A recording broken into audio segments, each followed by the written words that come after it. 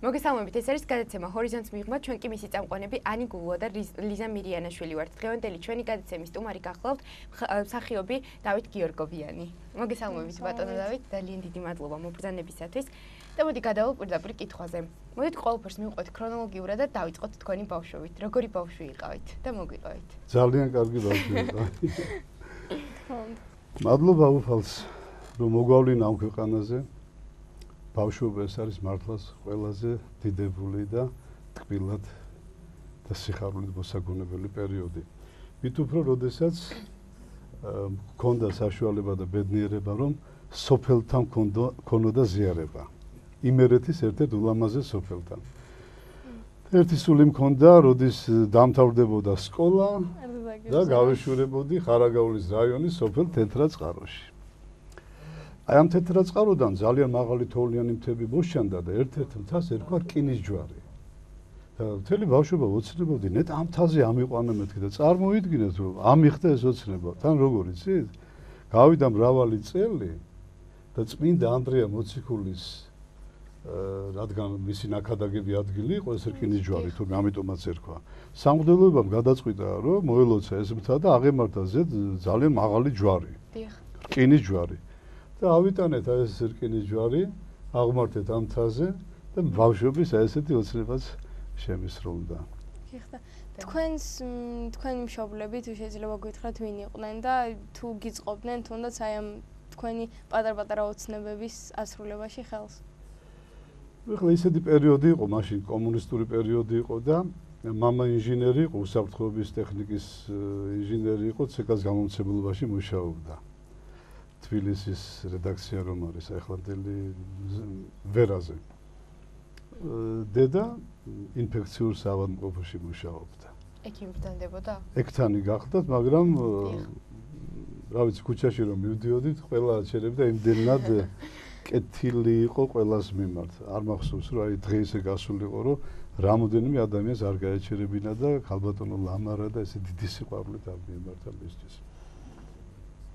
სხვათა შორის დედაჩემის სურვილმა ძალიან დიდი როლი ითამაშა იმაში, რომ ამიწყო ხელი, რომ ასე ვთქვათ, თეატრალურ ინსტიტუტში მოხვედრილიყავ. რადგან ბაბუაჩემის წინამდე იყო, რადგინდა ბიჭო ეს თეატრალური ინსტიტუტი მსახიობობაო, ეკონომისტი უნდა გამოხვიდეო, მარიგებდა.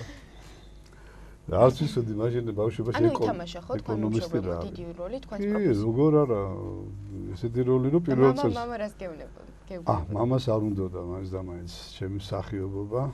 ძალიან ესეთი მოგრძალებული კაცი იყო და ბავშვი მტრულად უნდა გაზარდო, რომ მოყრულად გამოგადგესო და ასე ქუჩაში რომ მივდიოდით ხოლმე, ბუდუ ეს შენი ბიჭიაო, მე ეკლესიაში ლაზარეთს დაარქვეს. ბუდუ ლაზარეთ ვიხსენებ ახლა მის სულს, ღმერთმა გაანათლოს.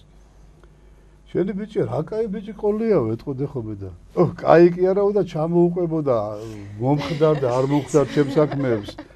ესე იგი ვიდექი გაწურული და ეხლა ხვდები რომ როგორ მამდაბლებდა უფალი მამის საშუალებით მართლაც და კარგი გაკვეთილი იყო ეს. და სხვათა შორის მე აი თქვენ ახსენეთ რომ ბაბუას არ უნდოდა მსახიობი რომ ყოფილიყავით და რატომღაც აი ძირთად ბებია ბაბუა ხშირად ანებიურებენ ხოლმე შვილიშვილს და როგორი დამოკიდებულება გქონდათ? ბაბუაჩემი ცოტა ესეთი კაცი იყო რომ ვერ იტადა ამ კომუნისტურ წყობილებას და რაღაცას. ხო და იმ სისტემაში იცოდა რომ ალბათ გაჭირვება ბევრი იქნებოდა ხელოვანი ადამიანისთვის. ის უდგებოდა ცოტა ესეთი კუთხით. თქვენ რატომ მოგინდათ აი რო გამხდარიყავით? იცით აი როგორ გითხრათ? ნუ ქართველებს ახლა ცეკვა და სიმღერა გვეხერხება, ხო? მთელი ბავშვობა გიტარით ხელში, გიტარა დამღლიდა როიალთან თუ პიანინოსთან დავჯდებოდი და ესე ვღეროდი მთელი ბავშვობა და მე ერჩვენიერ დღეს სადაც მე ვცხოვრობ დაწმინდაზე, მეორე სართულზე ჩვენი ნათესავები ცხოვრობენ და გოგონა ლიანა ქვია. დრამწრეში მივდივარ პიონერთა სასახლეშიო და ხომ არ წამოვყვებიო. ისე წავყვები. წავყვები გავხსინჯეს ორივე, ის დაიწუნეს მეტყოლების ხარვეზის გამო რაღაცა და მე მიმიღეს და აი ესე შევსი პიონერთა სასახლეში დრამწრეში. ხო, ესეთ დაირად. მე იქ პირველი სპექტაკლი დაიდგა. რამდენი წლის ბრანდებოდით? მე-6 კლასში ვიყავი და. მართლა, ესეთ პატარა. ხო და იქ დაიდგა პირველი სპექტაკლი, თავარული ვითამაშე, ლაშა თაბუკაშვილის პიესა იყო დაბადების დღე და ჩემი დაბადების დღე იყო თითქოს და სცენაზე გათამაშებული და საინტერესო მომენტი მოხდა რა. შემოვიდა ეს დირექცია. ეხლა ირანის შახი უნდა შემოვიდესო. წარმოიდგინეთ, ვინ მოელოდებოდა. ხო და ზემოდან ხო ეს პროჟექტორები როგორც აქ დაგუნათის თავზე სცენაზე და აი ირანის შაჰი რომ მოადგება სცენასო. მე ამირჩიეს რატომაც ყელსახვევი მომწეს წითელი და შენ უნდა გაუკეთო ყელზე ეს ყელსახვევი. ხო და კიდე გაის არ ვიყავი რა, ცოტა სხვანაირად მოფიქრალი, თორე შაჰთან ხო ცოტა ჩვენ სხვა ისინი გვაქვს ქართველებს. მოვიდა შენ ირანის შაჰი და გაუკეთეს წითელი ყელსახვევი და რომ დამარტყა რაღაცა იმან შუქმა რომ დაარტყა მის ბეჭედს. სასწაული დიდი ბრილიანტის ბეჭედი ეკეთა რა ეთქობა და მოკლედ თვალები ამიმწყიმა. რით იყავით ბავშვობაში დაკავებული? ანუ სპორტი, აქტიური. ნუ დღედან ღამე ფეხბურთის თამაში, კალათბურთის თამაში. ხობი რა იყო თქვენი, ხო, ფეხბურთის თამაში? განსაკუთრებით ფეხბურთი მიყვარდა კი, იმიტომ რომ კარგად გამოდიოდა. ესეთი ვისწავლე აღმართებში ფეხბურთი და დაღმართზე და ვაკეში ყველა სვატყუებიოდა. თანამ აღმართში რომ თამაშობდით, ხეები იყო და გზაში რომ მოდიოდა ვინმე, ხო ჯერ ხეც უნდა მომეტყუებია, ერთი ხე, მეორე ხე, მესამე ავცილებოდ ბავშვის ისის და ძალიან ესეთი კარგი სპორტი იყო ჩვენთვის. და მაშინ ყველაზე ისეთი გამორჩეული ოცნება, აი რა გახსოვთ ისეთი? იცით რა, ნუ როგორ გითხრათ, საერთოდ ბავშვობიდან აი ეს თამაშობთ ხოლმე, ხო, რაღაც დაჭირობანა, დახუჭობანა ერთი ამბავი. კიდე ჩვენ თამაშობდით, რას იცით, აი ნატვრის თვალობანა. რატომაც რა. და ესე დავიძლებოდით და ლაპარაკობდით რომ შენ რომ ეხლა ნატვრის თვალი გქონდეს. რას იზავდი? ეკითხებით რა ერთმანეთს. ნუ ვიღაცა იტყვის რომ ვიღაცა კამფეტები, ბევრ კამფეტებს ვინად რაღაცა და უსმენდი ხოლმე და არ მომწონდა ეს რაღაც მერკანტილური ჩვეულებრივი ნატრები და ვიფიქრე და მე კი მეთქი ყოველთვის ბავშვი ხო ცდილობს ყველას აჯობოს რაღაცაში, სპორტში, სიტყვაში. აი მე კი მეთქი პირველს იმას ვინატრებდი რომ ეს ნატვრის თვალი არასოდეს დამკარგოდეს და სულ ჩემი რომ იყოს მეთქი და აქედან გამომდინარე მის მერე წავიდა სხვა ნატრები დედიკო რო სულ ცოცხალი იყოს რომ ისა და აი დღემდე განსვიფრებული ვარ რომ მე პირადად ნამდვილად გეუბნებით რომ ამიხდა ცხოვრებაში ნატვრის თვალის ქონება რა და პოვნა მე ვიპოვე ეს ნატვრის თვალი მიზანდასახული ბავშვი იყავით? ნუ თქვენ წარმოიდგინეთ თუ ეთქობა მიზანდასახული ვიყავი ნატვრის თვალს იპოვი კაცი და გექნება და რაზაც გინდა ინატრებ შეგისრულდება უკეთესი რა შეიძლება იყოს. თქვენი კარიერა როგორ დაიწყო აი თვითონ კარიერა? კარიერა მე სკოლაში სხვადასხვის სპექტაკლებში თამაშობდი. ისე მიხაროდა რომ გაკვეთილებზე აღარ ვესწრებოდი. პანსიონურ მასწავლებელ რეპეტიციებში ხო დათო გენასწავლე წადი გამიშვებდნენ და დავდგით რაღაც პიესები ხო და მე აბრეშუმის ფაბრიკა რომ იყო ადრე ქვემოთ გვირთან მოდნისკენ ჩადიხარ აი ვითამაშია იმათ სცენა ქონდათ სპექტაკლები ვითამაშია და ესე იგი სკოლიდანვე უკვე გავაგზავნე პიონერთა სასახლეში სკოლაში სპექტაკლები და შემდგომ უკვე თეატრალურზე ჩავაბარე. პირველ წელს არ მიმიღეს.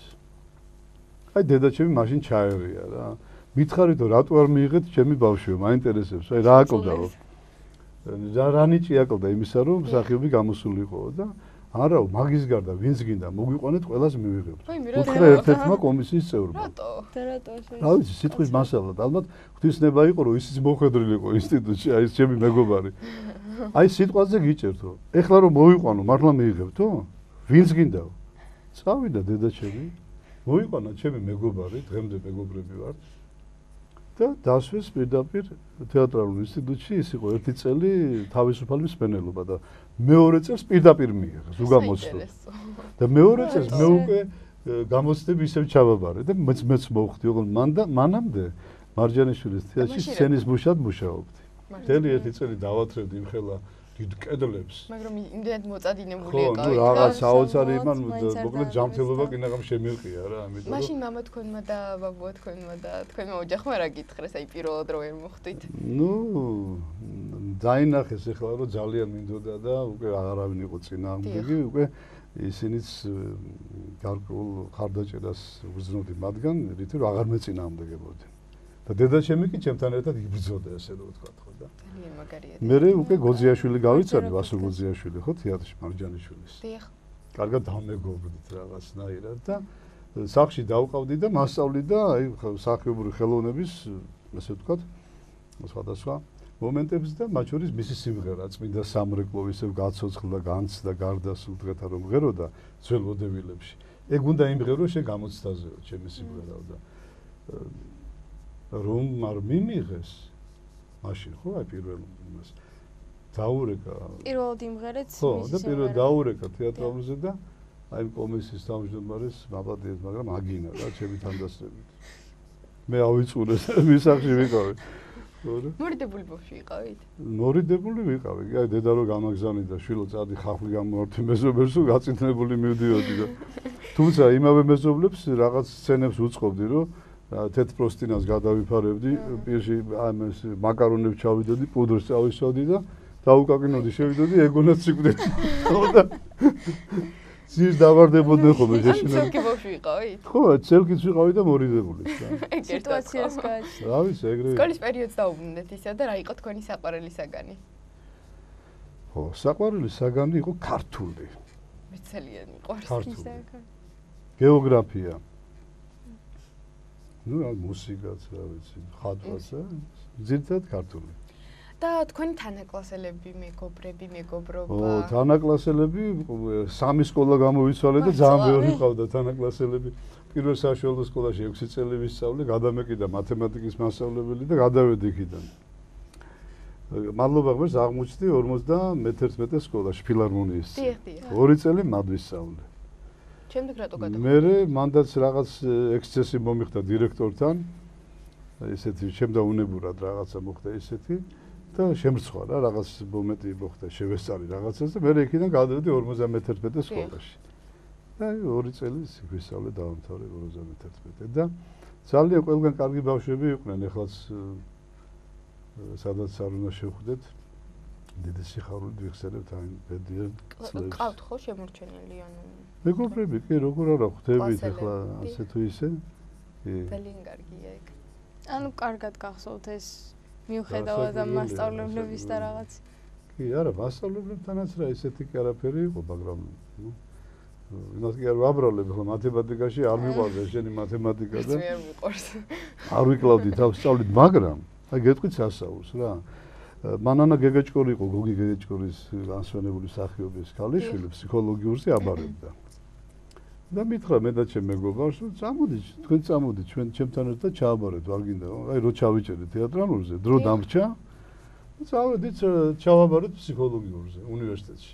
მაგრამ მანამდე ხო უნდა იმეცადინო რა რაღაცა, დრო იყო. აი მათემატიკაში მეზობელი იყო, მერთა გაანათლოს ნორა ერქვა. ერთ კვირაში მთელ მათემატიკაში მომამზადა რა.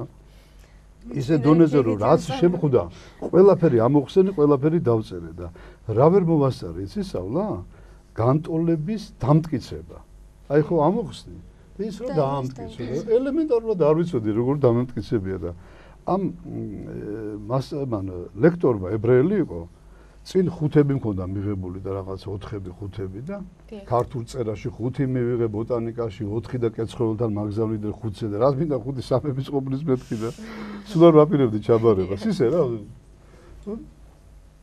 და მე ვუნება ორიანი დამიწერა და აბა დაამტკიცო ეს შენი დაწერილი და გადაწერილი თუ არ არისო და ვერ დავამტკიცე და დამიწერა ორიანი. არ დამიჯერა რომ ჩემი ამოხსნილი იყო და ხელი არ გიკანკალებს მეთქი ვეუბნები ამ ლექტორს რომ ამდენი 5-ების და 4-ების მერე ორიანს მიწერო. როცა 3-ების მყოფნის თქო, იმიტომ რომ ბიჭები არ ყავდათ რა ფსიქოლოგიურს, უგოგოები იყვნენ. მე და მალხაზი ვიყავი ჩემის ბაგაზე. და ჩამოდივარ კიბეზე გახარებული და მანამდე დაღურემილი ჩამოდიოდი 5-ების მერე. რა იყო, რა გაგახარო, მოეწყვილო და არა მეთქი. მადლობა ჩავიჭერი მეთქი. რა მინდოდა ფსიქოლოგიურზე წარმოიდგინე. კაც თეატრალურზე მინდოდა ჩაბარება. გადაგარჩინათ ხო იმ? ხო. სწორგზაზე დაგარეკ. სტუდენტობა ხო საერთოდ რა ვიცი, ძალიან გადასარავი კარგი პერიოდი იყო. რომელი პერიოდი იყო თქვენთვის სკოლის სესია? მაგრამ ისეთი დიდი ნაღველი და განცდებით წამოვიდა, იმიტომ რომ პირველი კურსი რო უნდა დამეხურა, აი იმ პერიოდში მთელი ოჯახი დიდ მარხვაში, ახლა ხო დიდი მარხვა. დიახ. აი მაშინ არ ვიცოდით რა ეს ამბები. რა შეიძლება დიდ მარხვაში და არ შეიძლება წავედი დიდ ქორწილში. სად გაგონილა დიდ მარხვაში ქორწილი საერთოდ არა? წავედით ქორწილში. ხო და ჩვენი ავტობუსი, ესე იგი ქუთაისში ჩავედით მატარებლით და იქიდან ახლა ბევრნე ვიყავით. ნათესაობა, იქვე რაც გაჩერდა ავტობუსში ჩავჯექით და მივდიოდით ვანის რაიონში. და გადაბრუნდა ჩვენი ავტობუსი, გადავიჭეხეთ ხრამში რა. დინარემდე სულ გორვა-გორვით ჩავედი. ხო და ჩემი, ესე იგი, მთელი ოჯახი ძალიან ცუდ დღეში დედაჩემი ადგილზე გარდაიცვალა, მამაჩემი ხერხემაში დაიმსხვრა, გადარჩა უნდა. ჩემი პატარა ძმა ცოცხალი გადარჩა, მე ცოცხალი გადარჩი. და რამ ხელა იყავით მაშინ? მე ვიყავი პირველ კურსზე რა, თეატრალურზე. და მინდოდა დამენებებია თავის დღეში ვიყავი, რაღაც მინდოდა რამე საერთოდ, მაგრამ რამ? მაშინ გიზო ჟორდანია იყო ჩემი პედაგოგი და ძალიან ესე მოვიდა და მიხსნიდა რომ აი არ შეიძლება ესე მდგომარეობაში ყოფნა რაღაცები. გადამატანინეს რა ესე რომ ვთქვა ღვთისმშობლობით. მაგრამ მან რა იყო მთავარი, დედაჩემმა დაიძახა ღმერთო მე მომკალი და ჩემი შვილები გადამეჩილეო. ეს მე თავში ესე იგი არ დამავიწყდება, აი დავინახე და გავიგონე. იქვე ვიდექი, ხო? ხო და მართლაც ამის მერე მოხდა, გადავარდა ხრამში და დედაჩემი გარდაიცვალა და ჩვენ გადავრჩით ყველანი, ესე იგი მე მივხვდი მაშინ 19 წლის ბიჭი. აი იქიდან დაიწყო ძირითადად ჩემი რწმენაში ძიება რა. მე მივხვდი რომ უფალი ისმენს განსაკუთრებით დედის ლოცვას და განსაკუთრებით შეიწირავს თავგანწირვას. ქართველიერი დღეს რატო ამ გასაჭირებში თავგანწირვა აღარ აქვს. არათუ შვილების მიმართ, აი სამშობლოს მიმართ, ქრისტეს სადიდებლად, ყველა რაღაცნაირად ჩვენს თავზე ვფიქრობთ. რაღაც გარკვეული შიშები გბოჭავს, ვიღაცა სამსახურიდან რო არ გააგდონ, ვიღაცამ რო არ თქვას მასზე ეს ხო არ გაგიჟდაო და რაღაცა და მე რო თეატრიდან წამოვედი საერთოდ, მაშინ ისეთი პერიოდი იყო რომ 8 წელი რომ ვიმუშავე, მე წამოვედი. წამოვედი, იმიტომ რომ კომუნისტური ხანა იყო და რასაც კარგ სცენას გავაკეთებდით, იმას იღებდა კულტურის სამინისტრო მას და მაინც. რატო იმ კარგ სცენაში ხო მეტი სიმართლე, მეტი ღვთის დიდება, ხო? მოვიდოდნენ, იტყოდნენ, აი ეს სცენა ამოვიღეთ. და მე ვთქვი რომ არ მინდა ესეთ თეატრში ყოფნა და ესეთ ხელოვნებაში, სადაც მე სიმართლეს ვერ გავიტან. და იმ პერიოდში იყო სწორედ მაშინ რომ კინოში დამიძახა აბულაძე მონანიებაში რომ გადავიდა. აი ზუსტად მაგას გვინდა შევეხოთ. როგორ დაიწყო საერთოდ ამ თქვენი სერიოზული კარიერა, ესე შეიძლება უწოდოთ? ნუ ახლა კარიერა როგორ გითხრათ, თეატრი რუსთავის თეატრში ვიყავი ჩვენ, დრამატულ თეატრში ქალაქ რუსთავში, რატო? თარა შემხარე ვითამაშე მთავარი როლი თვარის მოტაცებაში, სადიპლომოში და მთელი ეს კურსი გადაგვიყვანეს რუსთავის თეატრში. და რუსთავის თეატრში რომეო და ჯულიეტაში მონაწილეობდი, დიდ ბღეროდი გიტარაზე, მასიურ სცენებში ვიღებდი მონაწილეობას. და ესე ვთქვათ, ასე ნელ-ნელა დაიწყო ჩემი მოღვაწეობა თეატრში. მე ძალიან კარგი როლები, მთავარი როლები მქონდა რუსთავის თეატრში, მაგრამ როგორც გითხარით, აი ამ ამბავმა მე ძალიან დამამწუხრა, რომ ესეთი ცენზურა იყო მაშინ, ესეთი გადამეტებული რა და იმ პერიოდში სწორედაც თეატრიდან რო წავედი, დამეძახა აბულაძე. და რატო წახვედიო? კითხა. და მეც ჩემი აღშფოთება იმ ყველაფრის მიმართ ისე გამოვხატე, რომ მივხვდა რომ მე ვარ აშკარად სანდრო ბარათელი რა.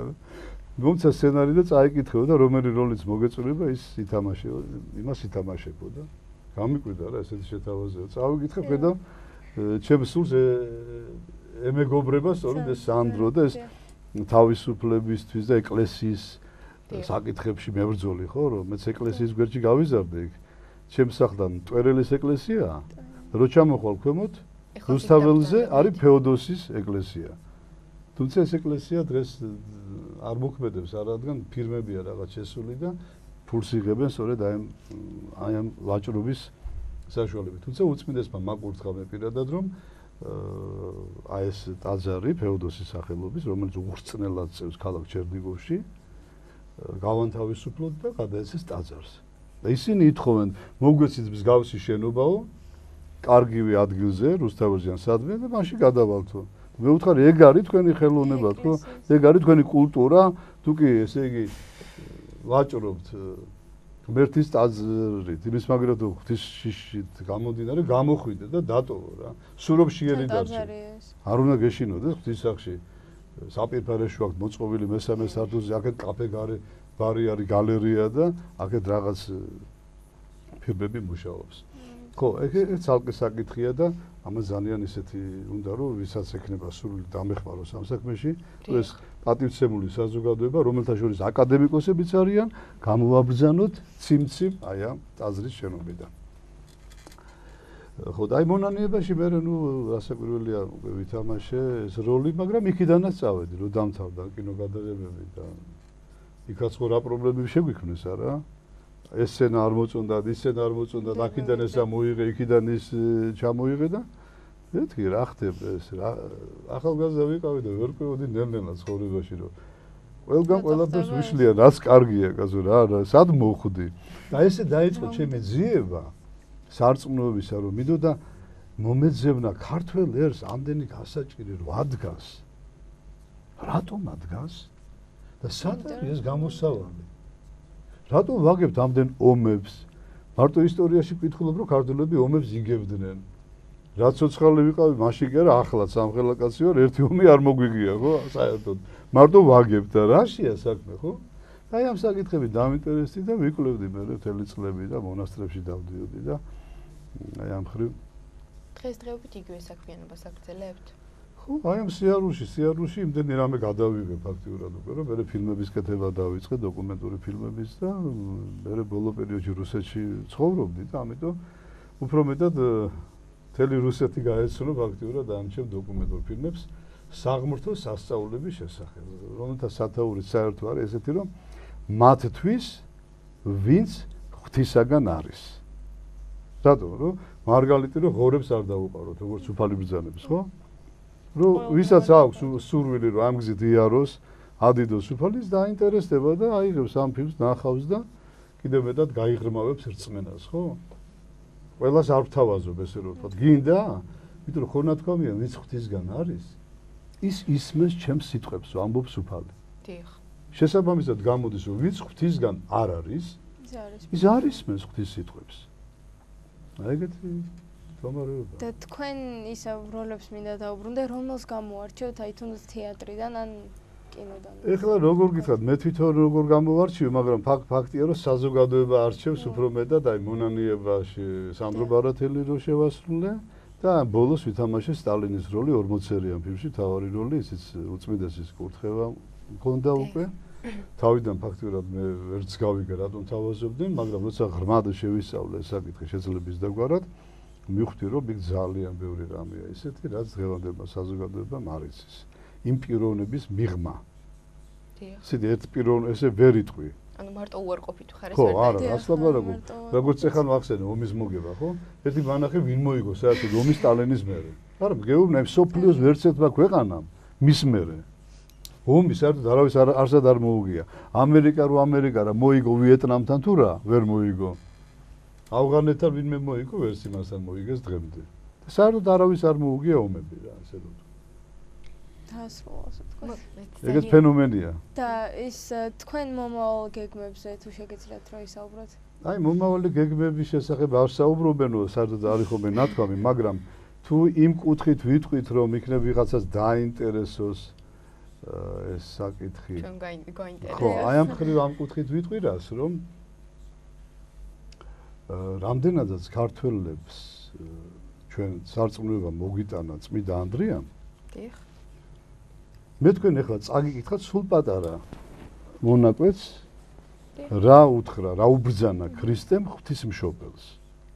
როდესაც მიძინების ჟამი ახლოვდებოდა უკვე ღვთისმშობლის, ხო? შემდგომში და ესე იგი ამაღლების შემდგომ, როცა ამაღლდა უფალი, წილი იყარეს მოციქულება, ვის რომელ ქვეყანაში ეკადაგა ქრისტე. დიახ. და ამ წილიყრის შედეგად ღვთისმშობელს ერგო წილად ივერია, ანუ საქართველო. დიახ.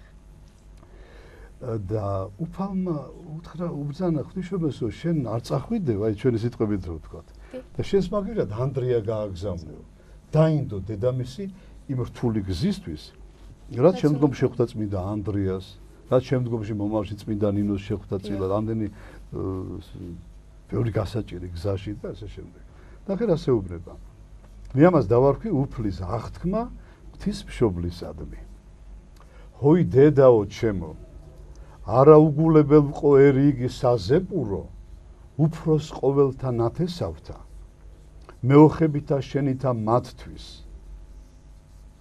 ხოლო შენ წაავლინე პირველ წოდებული ანდრია ნაწილს ამას შენ დახვედრებულსა და თანაწარატანე ხატი შენი ვითარიცა პირსა შენსა დადებითა გამოისახოს და შენ წილ ხატი იგი შენი მკვიდრობდეს მცველად მათ და უკუნისამდე ჟამთა. ახლა თანამედროვე ქართულითაც ვთქვათ არა, ყველა ხო ვერ გაიგებდა. აი უყურე. ხოი დედაო ჩემო არა უგულებელყო ერიგი საზეპურო, ანუ რჩეული საზეპურო. უფროს ყოველთა ნათესავთ, ანუ ყველა სხვა ერებზე რჩეული ერი არ უგულებელყო. არ მივატოვო და ანუ გავითვალისწინებო მის არსებობას, ხო? მეოხებითა შენითა მათთვისო. ანუ შენ რო ხარ მეოხიო მათთვის ამის გამო, აი წილხდომილი რახან გახდა შენიო, ხო? ხოლო შენო წაავლინე პირველწოდებული ანდრიაო, ნაწილს ამას შენ დახვედრებულსაო. ხოლო შენო ღვთისმშობელს უთხრა, წმიდა მოციქული ანდრია პირველწოდებული წაავლინე შენს მაგივრათო, შენს წილხდომილშიო. და თანაც არატანე ხატი შენი, ანუ გაატანე შენი ხატიო, რომელიცო შენ სახეზე დადებით გამოისახოსო. ჯერ არ იყო ის ხატი, არ არსებობდა. აი მუფლის ამ სიტყვების მერე ღვთისმშობელმა ფიცარი დაიდო სახეზე და გადავიდა მასზე ღვთისმშობლის ხატი ყრმით. და ბოლოს ასეუბნება უფალი. და შენ წილ, ანუ შენს მაგივრად ხატი იგი შენი მკვიდრობდეს მცველად მათ და უკუნისამდე ჟამთა. ანუ შენს მაგივრათო, აი ეს ხატი მკვიდრობდესო, უკუნისამდე ჟამთა, ანუ სულ ბოლო ჟამამდეო. ეხლა მე გეკითხები თქვენ, თქვენ ხო აქამდე კითხვას მისვამდით. ეხლა მე დაგისვამთ. და მაყურებელსაც რომ თუ კი უფალი იესო ქრისტე აღთქმას აძლევს დედას ღვთისას და პირდება, რომ ბოლო ჟამამდე ეს ხატი იქნება ჩვენი მფარველი, რომელიც შემდგომ სახელ ედო ამ ხატს აწყურისად იწოდა. და ეს ხატი დაბრძანებულია ხელოვნების მუზეუმში დღემდე. თქვენ ვერ მანახებთ ტაძარს ძალიან იშვიათად, რომ ეს ხატი იყოს დაბრძანებული, სადაც ჩვენ ვლოცულობთ. საკურთხეველში რამდენგანმე შეიძლება იყოს. სამების საკურთხეველში მე ვნახე პირადად ეს ხატი და ასე შემდეგ. მაგრამ აი ძირითადად ვერც ერთ ტაძარში თითქმის ვერ ვნახავთ. რას ნიშნავს ეს?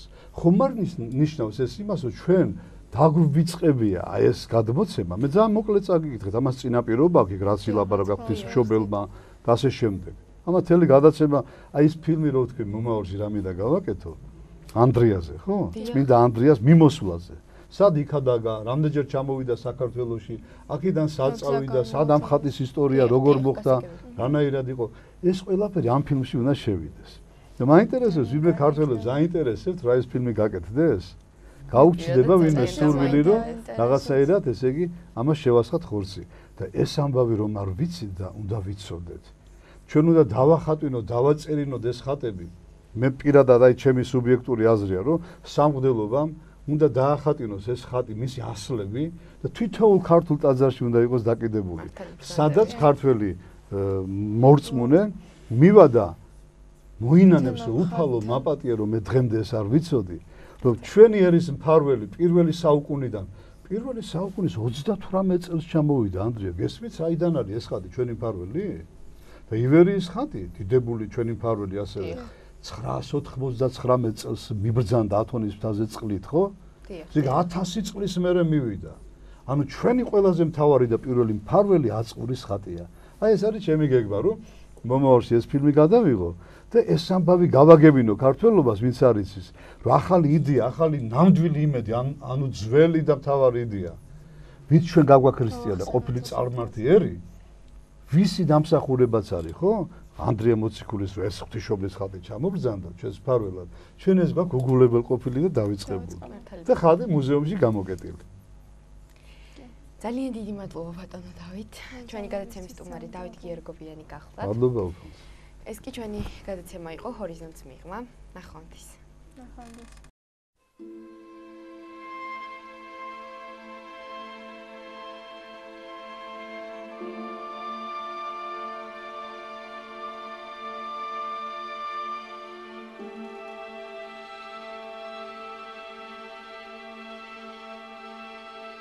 Thank you.